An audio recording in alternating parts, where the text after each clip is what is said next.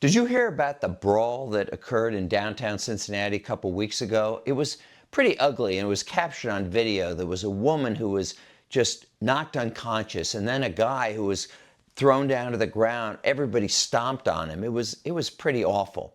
Now, here in Cincinnati, the powers that be are saying, oh, nothing to see here, folks. This is just an isolated instance. Cincinnati's a safe city.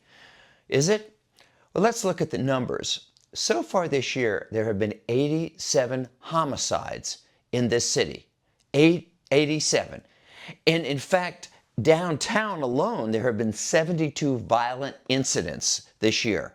And remember, we still got 5 months to go. I find it hard to believe that anyone would consider this some kind of a success.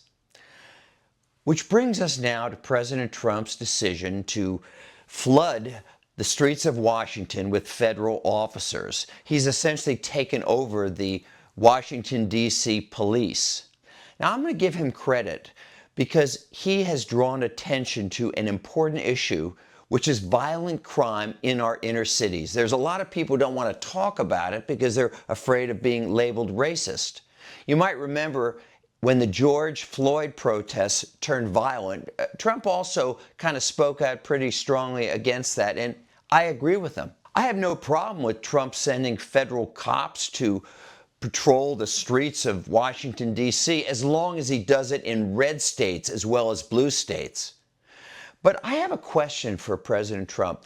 If you're so opposed to violent crime, why did you free 1,500 criminals who were locked up for having attacked the Capitol on January 6, 2021?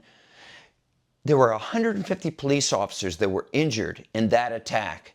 And many of those guys that you freed are white supremacists or members of gangs. I guess we care about violent crime unless the criminal is wearing a Trump t-shirt.